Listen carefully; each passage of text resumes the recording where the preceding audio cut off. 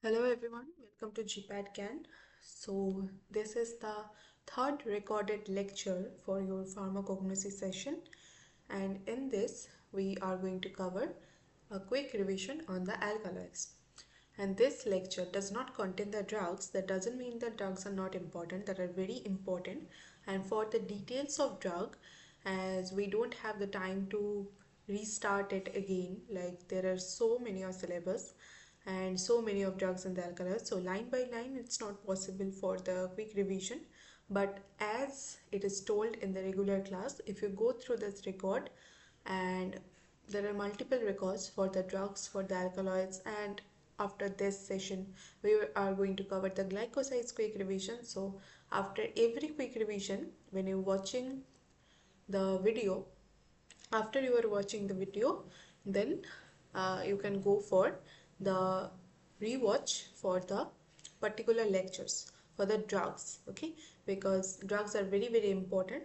And the special characteristic or the salient features of drugs, some drugs are having the microscopies that are very important for your exam point of view, and go for that, and I hope it helps. So on the starting, for the alkaloids, first of all we are going to clear that what are the alkaloids, when they are from where they are coming from, okay. So for the primary metabolites, I know all of you know that the primary metabolites are basically the carbohydrate, fats and proteins, and from that primary metabolite we are getting the secondary metabolite. In every secondary thing is going to come from the primary things. So from that carbohydrate, fat, proteins, etc., we are getting the secondary metabolites, and alkaloids are the one part of the secondary metabolites.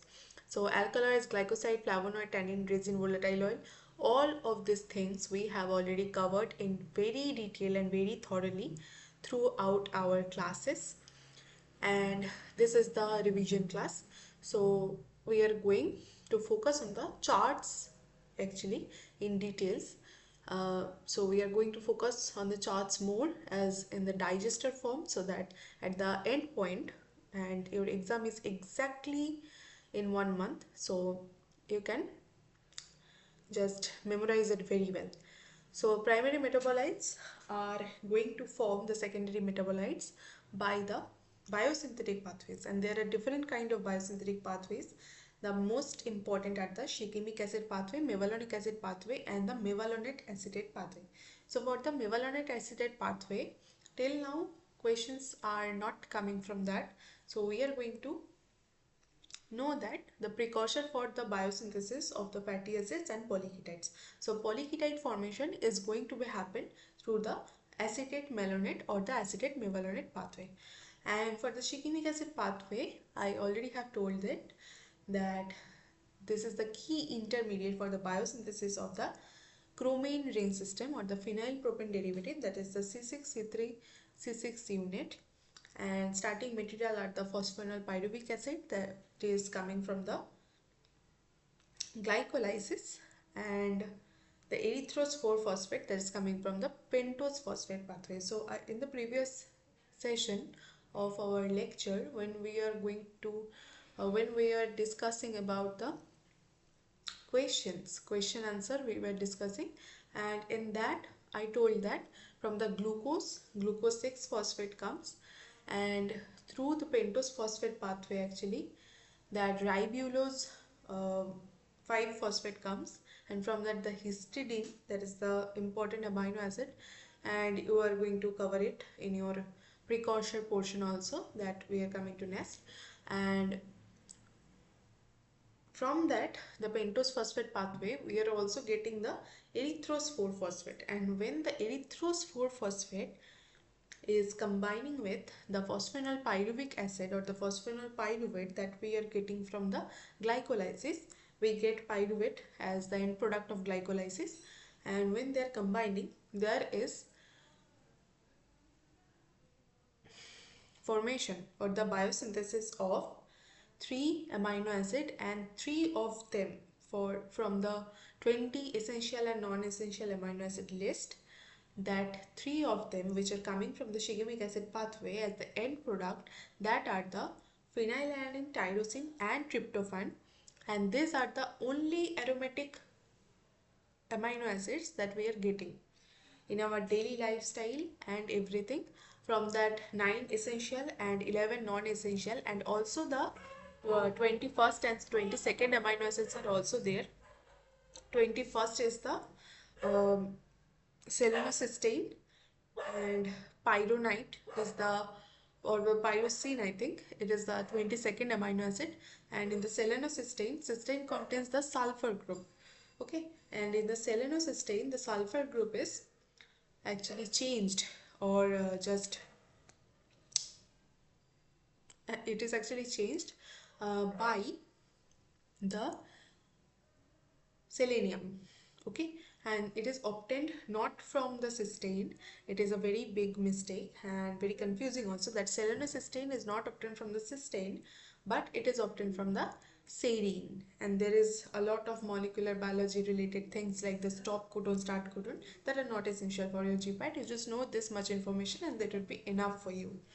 So occurrence of shigemic acid pathway, this is also an important point, very short but important, that is, it is not obtained or it is not found in animals.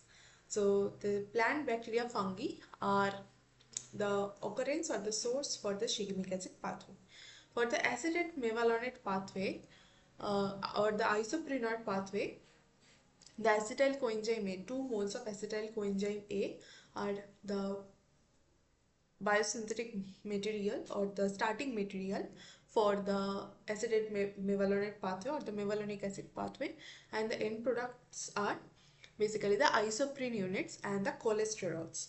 So from the squalene, cholesterols are obtained, and with different kind of numbering of isoprene units, like there are 10 carbon unit, there are 15 carbon unit, they are named differently, and go through these names because sometimes question come from the names. That in my time was also one question that the formula was given, I think it was C20 or C15, and the answer was geranyl pyrophosphate. So go through that well, and this one I have told already. So the common classification of alkaloids, we are going for the classification of alkaloids next. So the common classification of alkaloids contain the true alkaloid, proto-alkaloid, and the pseudo-alkaloid. And for the true alkaloid, the nitrogen, that is nitrogen is one essential component for the alkaloids. Okay, and this nitrogen contains two lone pair, and that is why the alkaloids are basic in nature. And about the nature and the characteristic we have already covered, and that are not that much like essential, but you must go through that because we have covered everything in our regular classes. And the common classification for alkaloids are the true alkaloids, and the nitrogen is contained in the heterocyclic ring system and it originates from amino acid. For the proto-alkaloid, it originates from the amino acid, but nitrogen is out of the heterocyclic ring system, whereas in pseudo-alkaloid, it does not even originate from the amino acid. Examples, you must go through the examples, and there are short tricks also for the examples, like make. Man is for the true alkaloid, make is for the proto-alkaloid, and for the purine alkaloids, very important, these are the pseudo-alkaloids. So these are the common identification tests for the alkaloids: Mayer's test, Wagner's test, Dragendorf test, and Hager's test. Go through the reagent. Okay, so the Mayer's reagent is the potassium mercuric iodide, iodine potassium bismuth iodide, potassium bismuth iodine potassium iodide solution, potassium bismuth iodide solution, picric acid, etc. are very important. So go through the name and the colors obtained. And this one is also important, the Murexide test. Murexide test is for the purine alkaloid, so indirectly it is for the pseudo alkaloid test. So Murexide test contains the HCl, KCl and caffeine. It is given, and purple color is obtained in the Murexide test. Now is the most important thing, that is the precursors. As I always say, the precursor with structures are very important, and type of alkaloid along with the ring structures are here given. So the tropine alkaloid and pyridine, both are obtained from the ornithine, and go for the examples also. But I think you till now have covered the all of the topics well, because you have given so many mock tests and regular tests. So I think examples you must remember now from the detailing of the drugs. So examples also very important, and go through that also. So the tropine alkaloid is a bicyclic ring system, and as atropine, you know that this is one racemic structure, racemic mixture, 50% 50% are dextran and levo isomers. So this is racemic, and this is optically inactive also. So that are some points. And tropine and pyridine both are obtained from the ornithine, whereas pyridine has one another biosynthetic precursor, that is lysine, and not pyridine actually. Ornithine has two type of ring system, that is tropine and pyridine. And for the lysine, there is also two type of ring system containing compound, that is pyridine and pipyridine. And tally with that with the examples, and you can memorize and recognize everything. So tyrosine also, for tyrosine there are four kind of ring system, different kind of ring system: tetrahydroisoquinoline, benzyl tetrahydroisoquinoline, alkylamine, and terpenoid tetrahydroisoquinoline. So if you tally that type of alkaloid or the ring structure name along with the ring structure picture, so you can recognize very well about these topics. And go through the examples also. Examples are also very important. And for the phenylalanine, it is the amine. Phenylalanine contains the amine, that is the NH2 group. And for the tryptophan, there is also indole, pyrrolindole, and quinoline. And examples are the recipe containing compound strychnine, that is Nux vomica, that is one indole alkaloid. The physostigmine, argometrin, argotamine, that are the pyrrolindole alkaloids. Quinine, actually the cinchone alkaloids are the quinoline alkaloids. And vasicine, that is the anthranylic acid. Anthranylic acid is obtained in one step from the shigemic acid pathway. And the ring system is quinazoline.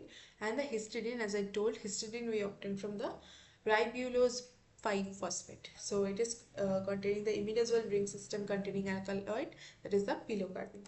And last one is for the pseudoalkaloids. And the pseudoalkaloids, as I told, the purine contain the indole ring system. Steroidal moiety, that is one cholesterol kind of ring system. And terpenoidal is a diterpene.